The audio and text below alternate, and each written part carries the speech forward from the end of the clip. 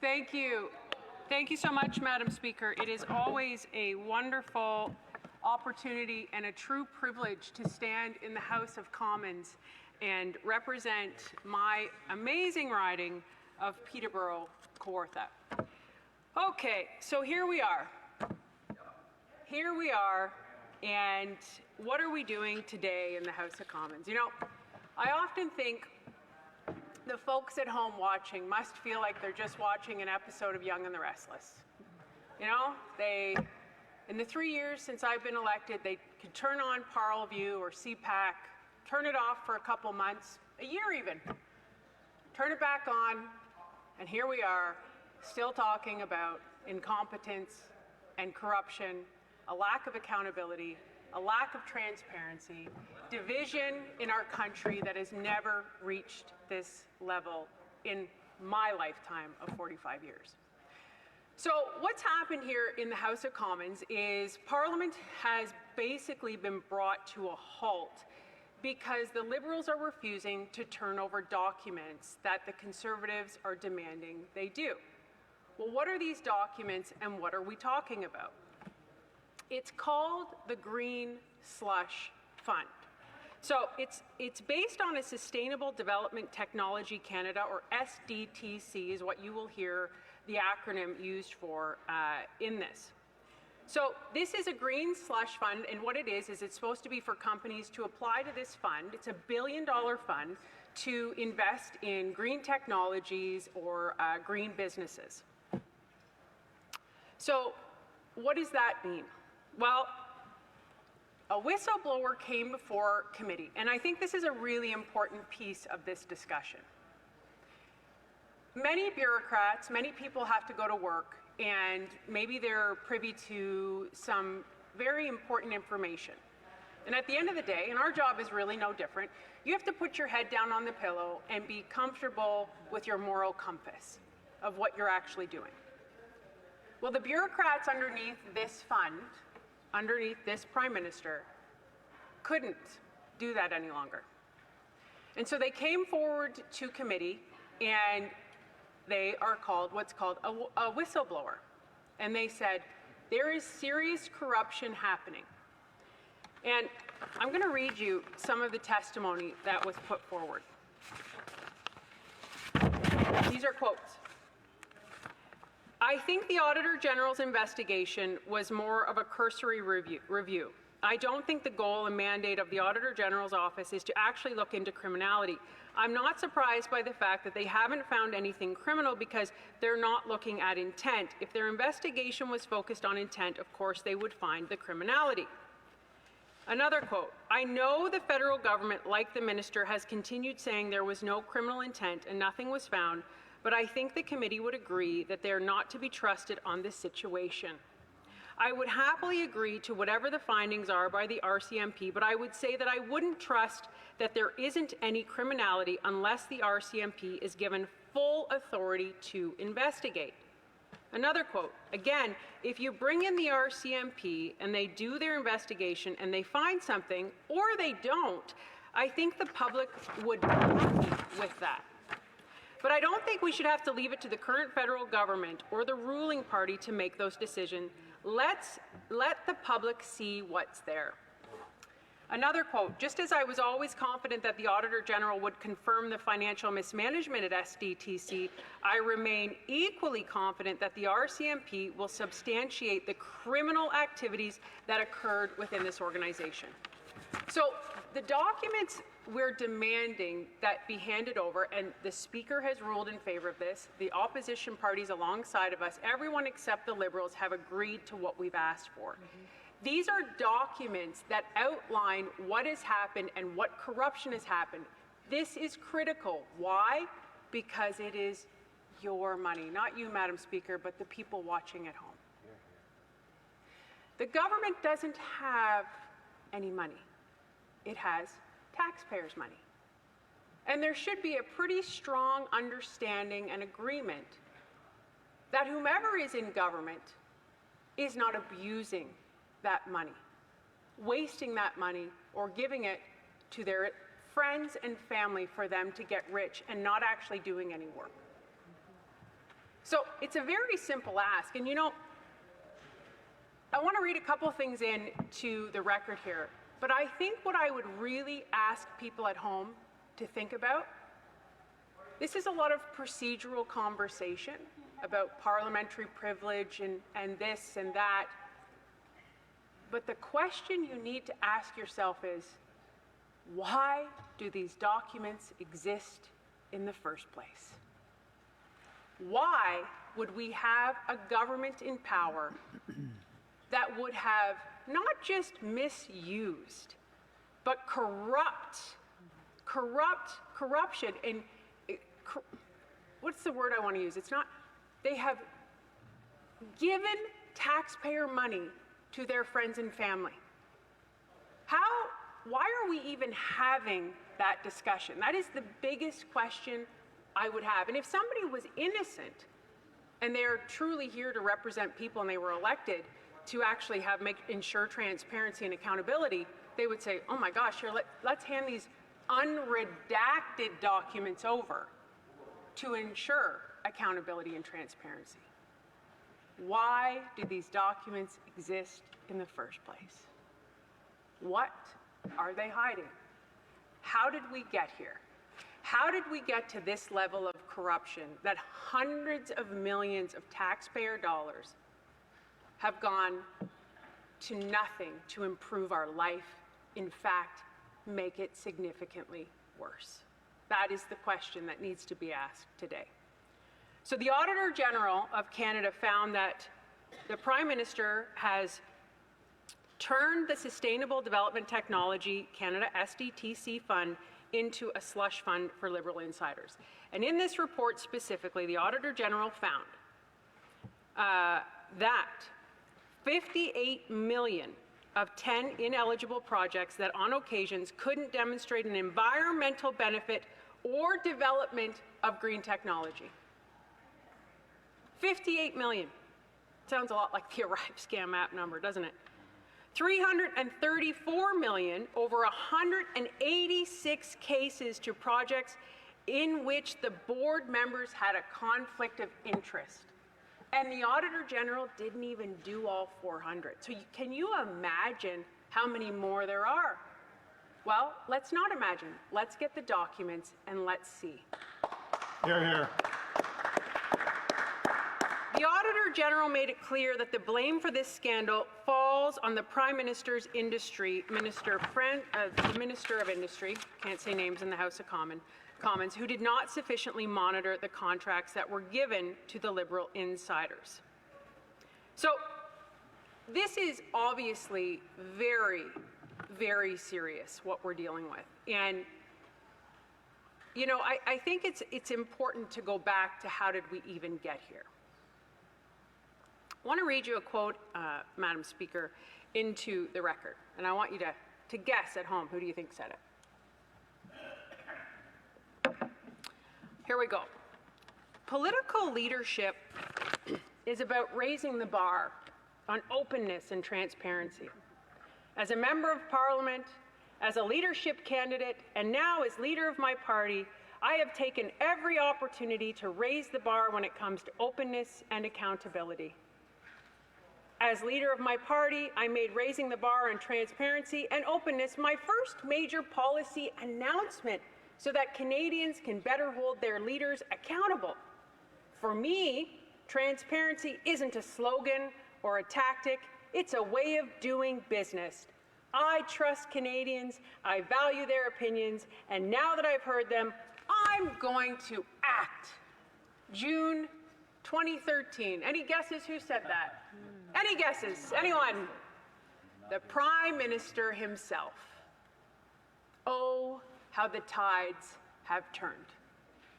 And I want to read you another one, because they're just so good. They're just so good. I'm just going to keep going here. Get your popcorn, folks, because we're here for a while. I think we're going to have to embark on a completely different style of government.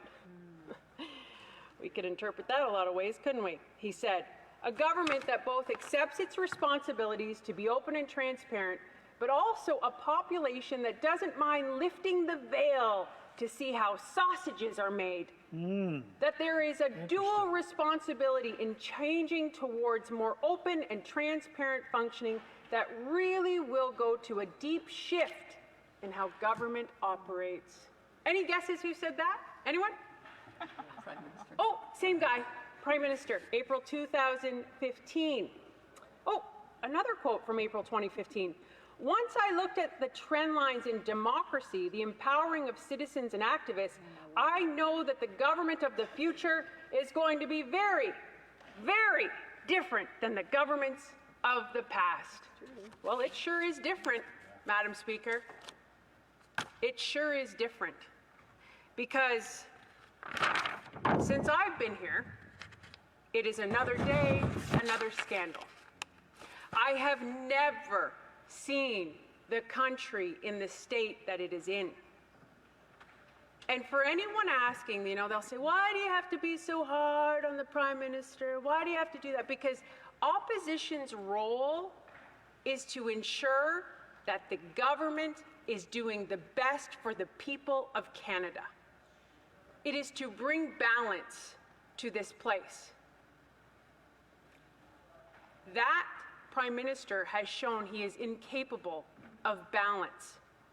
That Prime Minister has shown that it is rules for thee, but not for me.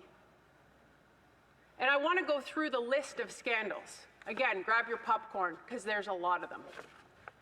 The McKinsey scandal. The Auditor General of Canada report criticizes that the Prime Minister government for awarding $200 million in contracts to McKinsey without proper guidelines. 90% of contracts were awarded without clear justification, with many lacking defined purposes or outcomes. In some cases, the Canada Border Services agencies altered requirements to allow McKinsey to qualify. 70% of contracts were sole sourced with no explanation for bypassing competitive processes. McKinsey operated without necessary security clearances in 13 out of 17 contracts. The firm's past failures include involvement in the Canada Infrastructure Bank and contributing to the opioid crisis that has killed 42,000 Canadians since 2015, Madam Speaker, in which they paid $600 million in damages. Then we have the trip to Jamaica. The MP's, the Prime Minister's $84,000 holiday vacation in Jamaica, a gift from family friends. Rules for thee, but not for me. Then we went to Montana. He went to Montana there for $228,000, not including the salaries of the RCMP officers. Okay, we're not done yet. Another trip to Jamaica in April. That one was $162,000. And who can forget a Rive scam? I know my friend here from Brantford Branch sure doesn't forget that one, where we had to bring forward a government agency, GC Strategies. Anybody know what GC stands for? Government of Canada. $60 million that went to a company that doesn't even exist, that two guys were able to build in a weekend for under, what was it? $250,000. Taxpayer money. And you want to know why the cost of living is out of control? Madam Speaker, we do not have a revenue problem in this country. We have a Prime Minister with a spending and corruption problem in this country. Let's not forget about the $6,000 a night hotel room where he bussed into song at the Queen's funeral. Or who could ever forget the We charity? The Prime Minister announced We Charity would manage $912 million Canada Student Service, the $912 million Canada Student Service grant, and the Ethics Commissioner initiated an investigation on July 3rd, 2020 into that decision. But probably my most favorite scandal that stands today and really speaks to the character of what you're dealing with and the sort of rot that we've seen in this country is SNC-Lavalin. The Conflict of Interest and Ethics Commissioner Mario Dion investigated allegations that the Prime Minister's office pressured former Attorney General Jody Wilson-Raybould regarding SNC-Lavalin. Raybould resigned from Cabinet and Principal Secretary Gerald Butts denied the claims before resigning. Jane Philpott also resigned in protest. In August 2019, the Commissioner found that the Trudeau and his officials had breached ethics rules.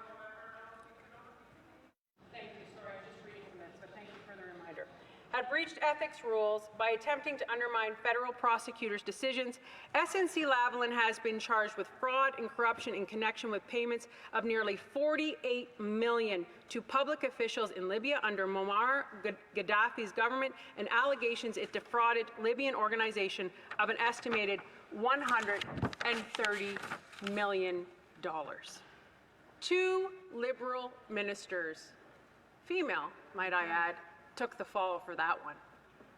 That's another one of these classic things. I can't wait to see who's going to take the fall for these documents, because they will be turned over, because we're not going to stop. Let's have that on this conversation. These unredacted documents, it is, can you imagine, Madam Speaker, to put this into context, if somebody from CRA phoned you and said, we think you violated tax law, we need you to hand over documents, and you said no, what would happen? What would happen? Would they just leave you and say, oh, okay, no problem? Or say you handed them over documents, but you blacked out everything that was important that they wanted to know. Would they be okay with that? Oh, so the general public has to follow every single rule that the government imposes on them while they tax them into poverty. But the government and this Prime Minister, no, not us. We're not responsible for following any rules. And you know, this mentality bleeds down into the entire front rows and benches, but not just that, into society. We have a societal blister in this country of a lack of accountability, a lack of transparency. It bleeds into our public safety when criminals have no consequences and crime is rampant, because it's all over the place. And then the erosion of trust in institutions, Madam Speaker. When you erode trust, you create chaos because there is no relationship. It is the most detrimental thing you can do. And the people do not trust the government, nor should they. I'm not even done reading half of the scandals. And he's only been in power for 9 years. You know, the other important piece to talk about this is the Green Slush Fund, and in itself, what it truly is. So, give me a minute here. I've got to find a piece of paper that I'm looking for that I can't. Oh, I don't have it on me. Okay. So, we found out today, oh shoot, I'm going to try and find it, that the PBO has now said that the carbon tax, just as Conservatives have been saying from day one, is just this big scam. It's driving up the cost of everything. Canadians are paying more out than they are getting back. And the PBO confirmed this yet again. You know, you have truckers who testify in committee that are saying they're paying $20,000 in carbon tax. What do you think is going to happen to the cost of food? Why do you think we have housing that has doubled under this Prime Minister? That is what I would like to know. Because this green, environmental friendly initiative that they stand on all the time, and they tout that they're the most environmentally friendly, they're the most environmentally conscious party, is all a facade. It's pandering. It's pandering. That carbon tax is not an environmental plan, it's a tax plan. You literally had the Minister of Mental Health stand up in this House and say that we wanted the planet to burn, only to later find out that the Minister of Environment prevented 50 firefighters, 20 fire trucks from fighting the fire in Jasper while it burned. Shameful. That is the gist of what we're talking about. Madam Speaker, I see you're giving me time to wrap up. Is that correct? I want to end with this. The undercurrent of all of these issues, the undercurrent of all of this is, you know, I used to worry, how are we going to make this money work? Well, I just found you $400 million. This government wastes money. We will make life more affordable for Canadians. We will restore hope, and we will make housing, food, and groceries affordable again. Thank you, Madam Speaker. Questions and comments. The Honourable Parliamentary Secretary. Madam Speaker, in response to this production order, the Commissioner of the RCMP wrote in a letter to MPs, "In a free and democratic society, this ensures that the government cannot direct or influence the actions of law enforcement." It's incredible that the RCMP Commissioner has to write that letter and remind MPs of what is at stake here. My family fled a communist dictatorship 40 years ago where politicians directed police to attack and go after their residents of that country. Why do the Conservatives feel so comfortable undermining the Canadian Charter of Rights and Freedoms? That's the fundamental question that is at stake in this debate, in this House, in this day. Member for Peterborough-Comartin. Thank you, Madam Speaker. I'm curious when that member wants to freeze Canadians' bank accounts. I think that would be a great question to him when he wants to talk about violating Charter of Rights and invoking the strongest measure ever used in this House by that party when it was absolutely absurd. There wasn't a truck on that road when that Prime Minister kept that Emergencies Act in place. This is absurd. This is absurd, and everyone knows it. You know, I wanted to read what somebody wrote to me. As a Canadian tax, this is from Erin Enns, who just wrote on my Facebook. She's watching this debate, and this is what she has to say to the Liberals and to that member opposite. As a Canadian taxpayer, what gives you, the Liberal government, the right to spend our hard-earned money on frivolous things and not feel like you should divulge where specifically it went? Where do you get off feeling like you don't work for the Canadian people, yet we pay your salary? Hear, hear. The Honourable Member for Rivière-des-Mille-Îles. Thank you, Madam Speaker. I'd like to repeat the question from my Liberal colleague. Does my colleague believe that there's any issue, any charter issue in this order to produce documents? Thank you so much for that question, and I love that question because I absolutely do not think that. This is public information. The government is a public organization. These are public documents. These is public taxpayer money. There is zero reason why these documents, unredacted, should not be handed over to the Canadian people and Parliament. It makes no sense to even have that argument. I said it at the beginning of my speech. And comments. The Honourable Member for Edmonton Grisba.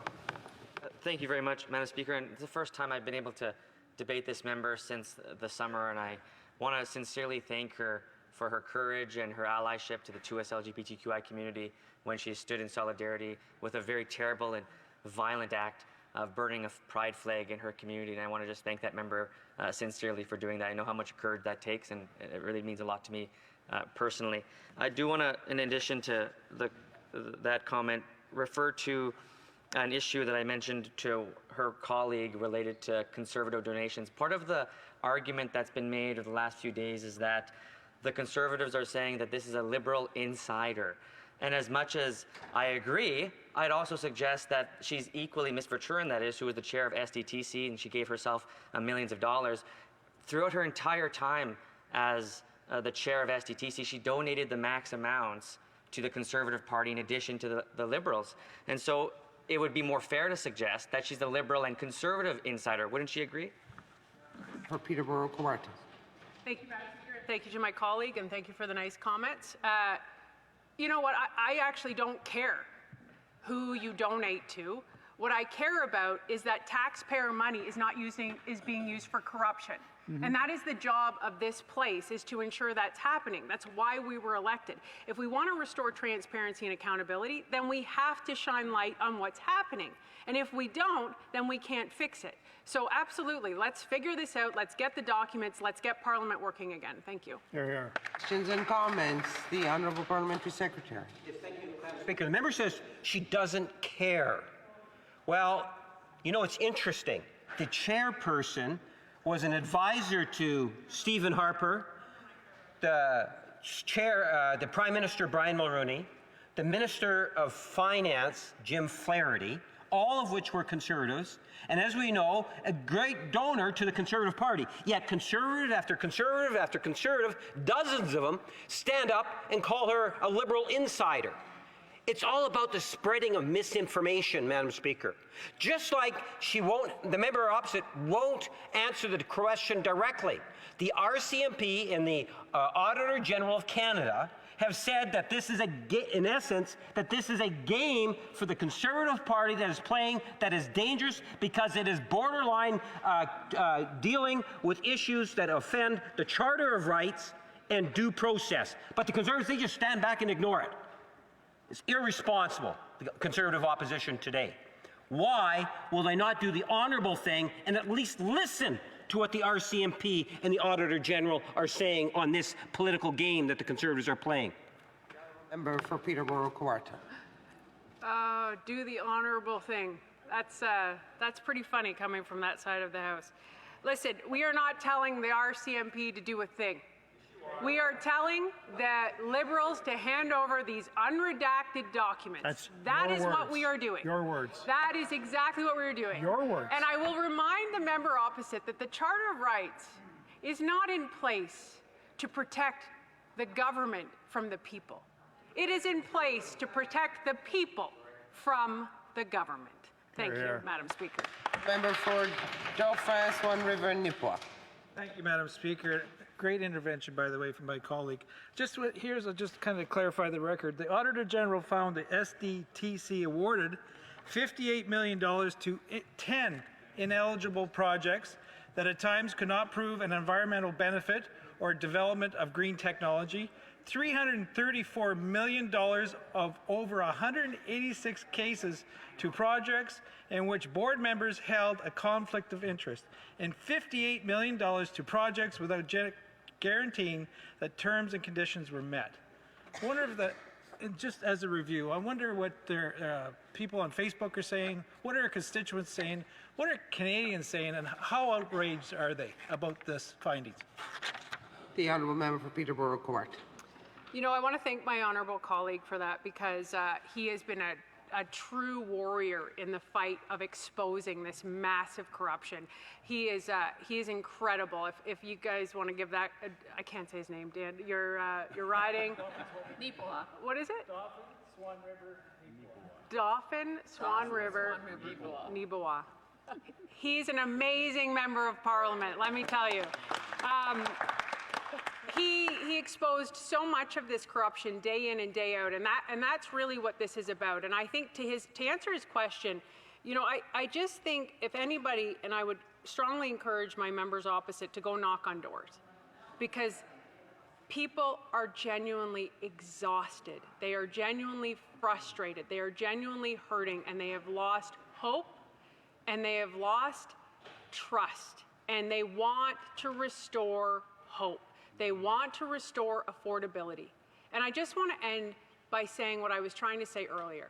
I used to worry how we would fix all of this, how we would find money to invest in this. The biggest thing that hurts when you misappropriate funds, and especially in corruption, is social programming. It's social programming. And we've never seen people struggle more than they do right now. People who used to volunteer at food banks are now accessing them. And today is World Mental Awareness Day, Mental Illness Day, and I just want to take a moment to recognize everybody struggling. Hope is coming, and hope is the glue that allows you to go on when you think you can't. And restoring affordability for Canadians is the best, most powerful thing we can do as a government to ensure that people can afford their homes, their houses, and their groceries. Thank you, Madam Speaker. Questions and comments? The honourable member for Edmonton Grisba.